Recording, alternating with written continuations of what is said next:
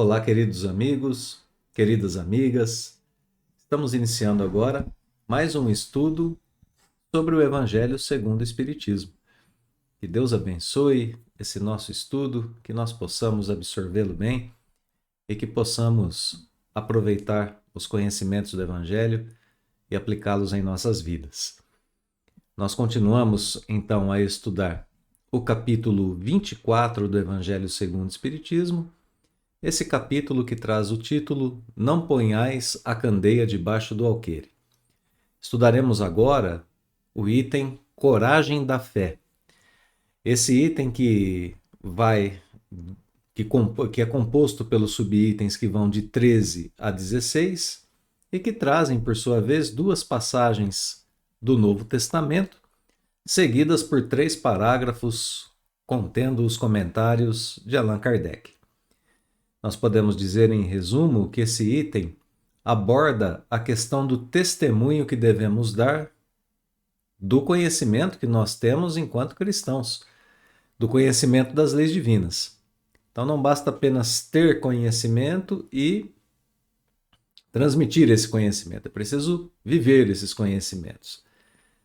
Esse item mostra também as circunstâncias e as consequências da observação ou não observação desse testemunho.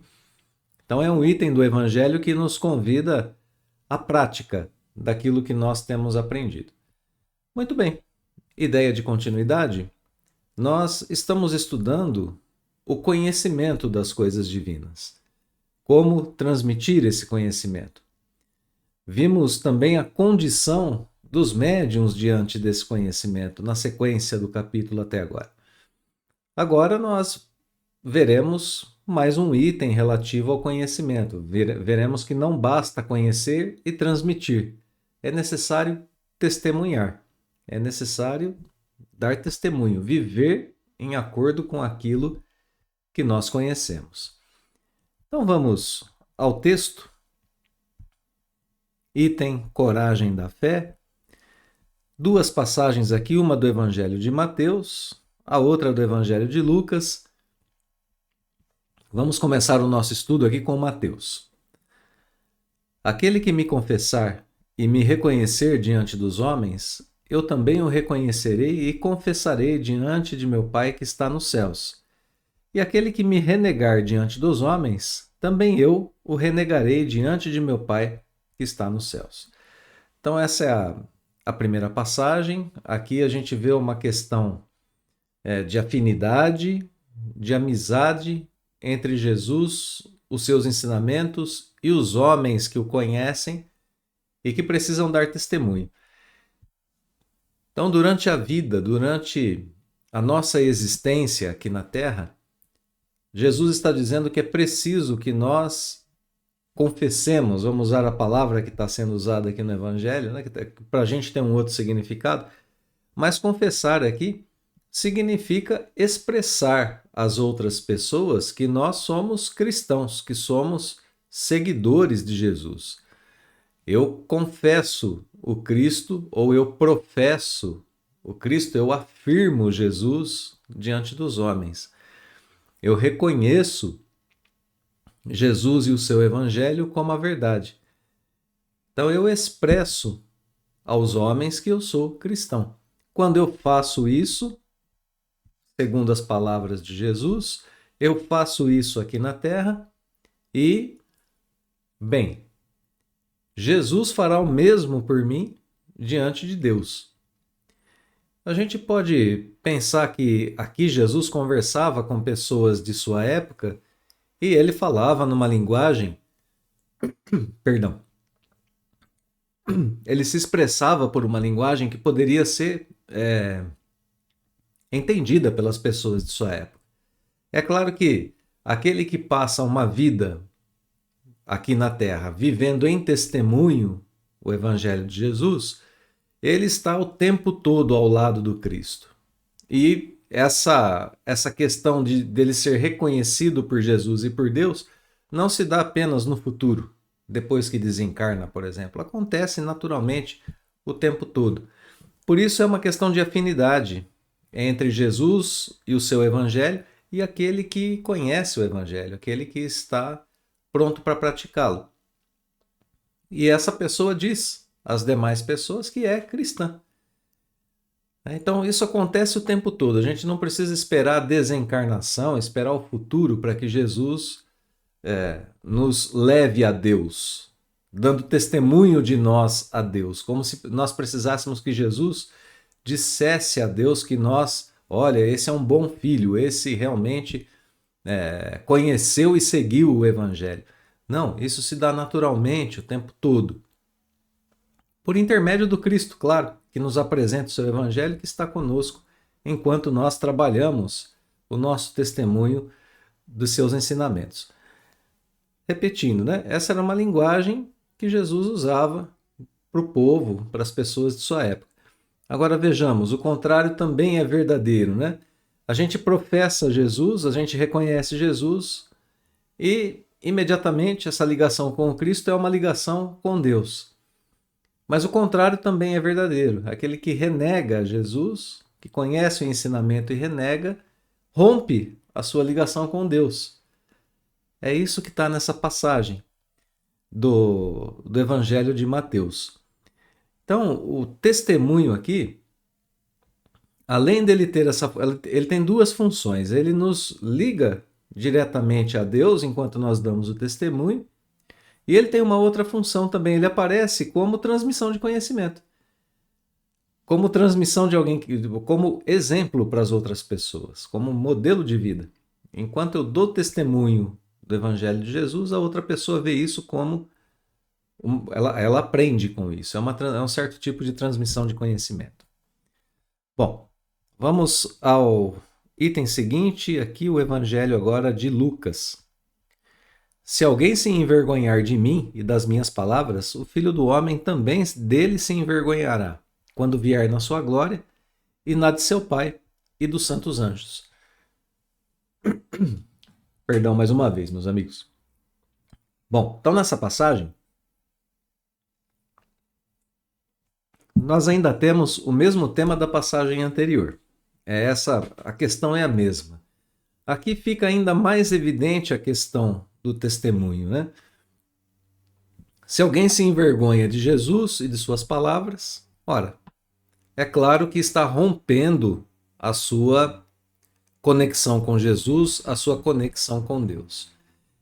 Então, o tema das duas passagens aqui é o testemunho. O tema é conhecer e testemunhar Jesus e sua doutrina o tempo todo em que nós estivermos em contato com ela aqui na Terra. É o tema das duas passagens, o tema central. Vamos agora, então, às explicações de Allan Kardec contidas nos parágrafos que se seguem. Parágrafo 1. A coragem das opiniões próprias sempre foi tida em grande estima entre os homens, porque há mérito em afrontar os perigos, as perseguições, as contradições e até os simples sarcasmos, aos quais se expõe quase sempre aquele que não teme proclamar abertamente ideias que não são as de toda a gente. Aqui, como em tudo, o merecimento é proporcionado às circunstâncias e à importância do resultado. Há sempre fraqueza em recuar alguém diante das consequências que lhe acarreta a sua opinião e em renegá-la. Mas há casos em que isso constitui covardia tão grande quanto fugir no momento do combate. Então, olha só o que Kardec começa a explicar para a gente aqui no parágrafo 1. Ter opinião própria e defender essa opinião é uma questão de coragem, como a gente está vendo aqui bem no comecinho do texto. E se a gente, de fato, tem a opinião de que o Evangelho de Jesus é o caminho correto a seguir, a gente precisa defender essa opinião, mesmo diante de contradições, de sarcasmos, como estão sendo colocados aqui, de ironias, enfim, de qualquer tipo de ataque moral que a gente receba de outras pessoas que queiram dizer que a gente, que é isso, você é cristão, isso é ridículo, que coisa é essa de vida futura? A gente escuta muito isso, né? Deus não existe, é só matéria. Bom, cada um com a sua concepção, não é? Mas diante desses comportamentos, a gente não deve deixar de ser quem nós somos. A gente deve respeitar o comportamento alheio, mas a gente não deve deixar de ser cristão. É isso que está sendo colocado aqui. A gente não deve temer proclamar abertamente as ideias que são as ideias propostas pelo Evangelho. Nós devemos ter essa atividade em proclamar as ideias. E aqui a frase que a gente destacou, né? Aqui, como em tudo, o merecimento é proporcionado à circunstância e à importância do resultado. Então a gente tem duas coisas aqui para esse merecimento, para estarmos ligados com Deus, para estarmos de fato vivendo com Jesus o tempo todo, com Cristo ao nosso lado, com a sua proteção, com a sua intuição. Gente, que merecimento é esse? Primeiro, pelas circunstâncias, né? Quanto mais adversa, quanto mais contrária a circunstância em que a gente reforça o ensinamento de Jesus e a gente reforça a nossa fé, coragem da fé, né? Coragem de mostrar a fé, coragem de dizer que temos fé. Então, quanto mais difícil a circunstância, maior o merecimento. Então, o cristão não tem medo de dificuldade. Tem muita gente que diz assim, por exemplo, na casa espírita, eu comecei o trabalho, agora eu sinto que estou sendo atacado pelas forças do mal, por obsessores, por espíritos que não querem que eu frequente o centro espírita. Ora, olhemos o Evangelho. O merecimento é proporcionado às circunstâncias. Quanto mais difícil é a circunstância e mais eu me dedico àquela obra, eu tenho mais merecimento, portanto, eu também tenho mais proteção. E isso tem que estar claro no meu pensamento, porque senão eu me ligo em pensamento a esses espíritos que talvez queiram fazer o mal para mim, ao invés de me ligar ao Cristo. Coragem da fé, coragem de trabalhar na fé, coragem de dar testemunho na fé, o tempo todo. E fazendo isso, eu me mantenho conectado com Jesus e com a sua proteção, e não com esses espíritos que certamente vão tentar fazer o mal, nos desviar do caminho. Para eles não é interessante o bem. Por enquanto, um dia será. Serão trabalhadores do bem também em algum momento. Então, primeira coisa, por circunstâncias. Segunda coisa, o merecimento pela importância do resultado. Olha aqui no texto que a gente marcou, né? Então, se as circunstâncias são difíceis, eu tenho maior merecimento. Merecimento por resultados. Durante a obra de transmissão de conhecimento do Evangelho de Jesus, durante a obra do testemunho, eu encorajo, eu evito que alguém cometa suicídio, eu evito que alguém cometa uma atrocidade, um crime, eu evito que alguma pessoa entre no estado de depressão, eu tiro a pessoa de um estado de pânico, eu amenizo o luto, eu tiro a pessoa, evito que a pessoa entre em desespero. Então, olha só, quanto maior a importância do resultado, quanto maior o resultado, maior também o meu mérito. Então, a gente precisa lembrar disso, que nas obras do bem nós estamos fazendo essas que eu citei, entre outras coisas, e aí a gente se fortalecer naquela obra do bem. Bom, esse primeiro parágrafo vai terminar dizendo que é uma fraqueza recuar diante das dificuldades.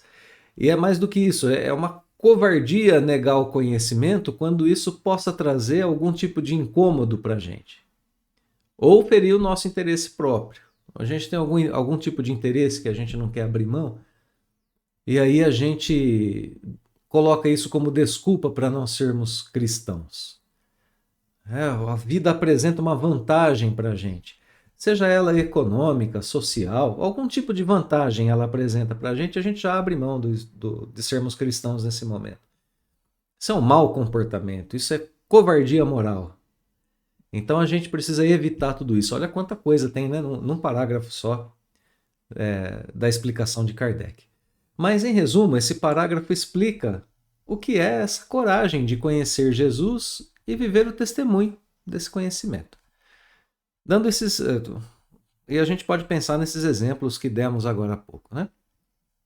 Vamos para o segundo parágrafo. Jesus profliga. Essa palavra é uma palavra um pouquinho desconhecida da gente, não tão usual, né? Profligar é derrubar, é derrotar. Jesus derrota, Jesus extermina essa covardia. Do ponto de vista especial da sua doutrina, dizendo que se alguém se envergonhar de suas palavras, deste também ele se envergonhará. Que renegará aquele que o haja renegado, que reconhecerá perante o Pai que está no céu, nos céus, aquele que o confessar diante dos homens. Por outras palavras, olha aqui, Kardec resumindo tudo isso e explicando. Aqueles que se houverem arreceado de se confessarem discípulos da verdade, não são dignos de se ver admitidos no reino da verdade. Perderão as vantagens da fé que alimentem, porque se trata de uma fé egoísta que eles guardam para si, ocultando-a para que não lhes traga prejuízo neste mundo, ao passo que aqueles que, pondo a verdade acima de seus interesses materiais, a proclamam abertamente, trabalham pelo seu próprio futuro e pelo dos outros. Então aqui é um pouco disso que a gente estava falando, né? Há instantes atrás, de que ao professar a fé, nós trabalhamos também pelo futuro dos outros, porque nós estamos, ao professar a fé, estamos transmitindo o conhecimento do reino de Deus. E através de atitudes, através também de exemplos. Então, se a gente estiver junto com Jesus, conhecendo o seu evangelho, os seus ensinamentos, a gente perde essa covardia de expressar a sua doutrina. Porque o próprio Cristo já nos orienta a fazer isso. Então, olha só como que a gente tem no destaque aqui do texto uma frase muito forte que explica essas passagens de Jesus e o mérito do testemunho. Aquele que tem medo de se confessar discípulo da verdade, ora, essa pessoa tem medo da verdade. Ela tem medo de expressar, ela tem medo de transmitir, de divulgar a verdade. Então ela não é digna de viver a verdade. Ser admitido no reino da verdade é ser admitido no reino da verdade o tempo todo, é viver a verdade. Não é fazer isso aqui para a gente ter uma recompensa lá no céu. É claro que quando a gente terminar essa existência e nos vermos livres do invólucro do corpo físico, é claro que a gente vai ter uma vivência melhor lá, mas a gente já começa a sentir os resultados de sermos discípulos da verdade aqui na Terra. Essa ideia precisa estar muito firme na mente do cristão e do espírita, porque a gente tem essa proximidade com Jesus o tempo todo, então, professando a verdade. Se a gente não tem coragem de professar a verdade, a gente não vive a verdade. Então, como que a gente vai entrar no reino da verdade depois? Não tem jeito, a gente precisa começar a entrar no reino da verdade agora. Isso precisa ser uma constante em nossas vidas.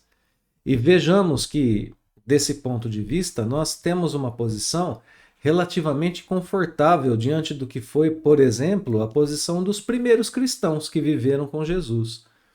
A gente lembra, a gente conhece as histórias de que os primeiros cristãos eram perseguidos, aprisionados, muitas vezes enfrentavam leões, feras em espetáculos em que acarretavam a morte dessas pessoas, e que muitas vezes os executores diziam a esses cristãos: renega o Cristo, nega Jesus e a sua vida será poupada. Olha só, era só a pessoa dizer assim: de fato, não creio em Jesus, isso tudo é balela. Eu creio no Império Romano, creio nos deuses de Roma. Pronto, a vida dele seria poupada, bastava ele dizer isso. Mas a pessoa preferia perder a condição de estar encarnada a renegar a doutrina do Cristo. Essas tinham um entendimento profundo sobre o que era a doutrina de Jesus. Hoje nós não precisamos mais disso. Hoje a gente precisa vencer provas morais, como eu dizia, o sarcasmo de algumas pessoas, a gente precisa vencer o materialismo de outras, o ataque emocional que algumas nos trazem, enfim. Embora exista, sim, na Terra ainda hoje, grupos de pessoas, existam esses grupos de pessoas que realmente ataquem fisicamente cristãos. Mas a gente não deve temer essas coisas, né? Se a gente tiver ali junto com a doutrina do Cristo, a gente vai ter a proteção necessária. Então hoje o nosso tipo de testemunho é de pouco diferente. A gente testemunha pela reforma íntima, pelo perdão, pelo amor, pela compreensão. E isso tudo é colocar pela honestidade. Então isso tudo é colocar o Evangelho de Jesus acima dos interesses, de nossos interesses materiais, como está aqui no nosso segundo destaque. A verdade acima dos interesses materiais. Primeiro a verdade, primeiro o Evangelho do Cristo. Depois, se der tempo, a gente defende os nossos interesses materiais. Então esse segundo parágrafo explica a consequência de propagar ou não a verdade. E a consequência é essa. A consequência é viver ou não no reino da verdade. É viver ou não o Evangelho do Cristo o tempo todo. Se a gente quer viver no reino dos céus, como a gente viu a expressão agora há pouco, a gente precisa viver no reino dos céus o tempo todo. Eu preciso viver em testemunho do Evangelho. Muito bom, muito bem. Vamos para o terceiro e último parágrafo desse texto, que é curtinho, e a gente encerra o estudo de hoje. Assim será com os adeptos do Espiritismo. Olha aqui, pronto, né? Tudo que a gente queria ouvir. O mesmo se aplica aos espíritas. Nós somos cristãos também. Já vimos isso no Evangelho segundo o Espiritismo. O verdadeiro espírita e o cristão são o mesmo. Citação do Evangelho. Então assim será com os adeptos do Espiritismo, pois que a doutrina que professam não é mais do que o desenvolvimento e aplicação da doutrina do Evangelho de Jesus. Também a eles se dirigem as palavras do Cristo. Eles semeiam na terra o que colherão na vida espiritual. Colherão lá os frutos da sua coragem ou da sua fraqueza. Então, esse último parágrafo ainda apresenta como missão do espírita a continuidade dessa tarefa de testemunho, de transmissão do conhecimento pelo testemunho. Às vezes, as aflições aqui da vida ficam muito evidentes aos nossos olhos e a gente esquece que, mesmo vivendo uma aflição, nós estamos sob a proteção de Jesus, o caminho, a verdade e a vida. A gente se esquece disso às vezes, mas dar testemunho nos faz sentir Jesus o tempo todo em nossa existência. E certamente a gente vai ter um mérito maior também para a vida espiritual quando a gente terminar aqui a nossa tarefa. Então estejamos conscientes disso, porque apresentar a doutrina de Jesus através da vivência do seu Evangelho é um ato de coragem, principalmente em um mundo necessitado de bons exemplos morais e de boas orientações como o nosso. Esse nosso mundo precisa disso.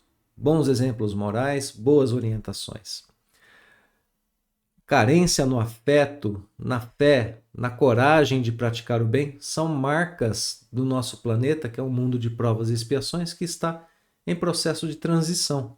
Então não nos assustemos com isso, é natural que seja assim. Lembremos que o Espiritismo vem reforçar, vem renovar, melhor dizendo, as nossas forças para que sejamos bons trabalhadores nessa tarefa, nessa seara do Cristo. E testemunhar os ensinos do Evangelho diante de todas as circunstâncias é exercício de renovação e fortalecimento da fé, da esperança e da caridade, que cabe a todos nós, espíritas, praticar e testemunhar. Belíssimo ensinamento do Evangelho segundo o Espiritismo, né? Vamos nos aproximar de Deus através do testemunho, através da coragem de nossa fé. Um grande abraço a todos, eu deixo esse abraço fraterno de sempre, o agradecimento pela companhia no estudo e a gente se vê na semana que vem com o último item do capítulo 24 do Evangelho segundo o Espiritismo. Mais uma vez, um abraço fraterno a todos e até logo mais.